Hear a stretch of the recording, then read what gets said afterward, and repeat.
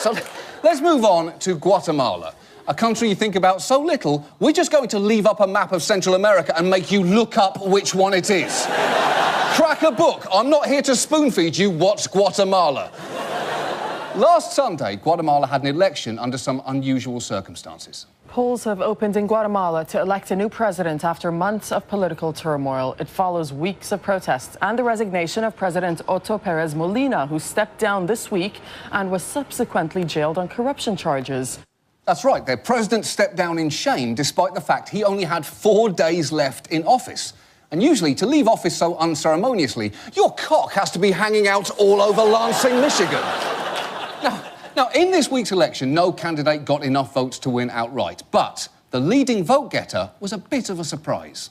Ballot counting went on overnight and showed a wealthy businessman and a former First Lady both trailing former TV comic Jimmy Morales, who has never held political office. What you're seeing there is his days as playing the character of a countryman who almost became president. It was a role he played. Hey, I have absolutely no problem with that.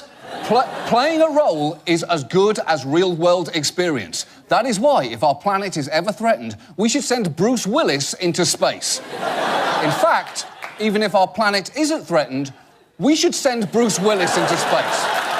That's the plan. Now, there is going to be a runoff election in Guatemala in October, but the people there seem less than optimistic about their future. Yo estoy votando. I'm voting, but at the same time, I don't agree with any of the proposals put forward by the candidates. The only thing my family asks is that the new president is not as bad as the last one. Ooh, those are some low standards. In fact, one of Jimmy Morales' actual campaign slogans was, "Neither corrupt nor a thief." And it seems Guatemalan's standard for president have now fallen to the level of what Americans ask of a Craigslist roommate. Look, just don't steal my shit and I will pretend not to notice that you watch me sleeping. That's all I ask for. And finally tonight...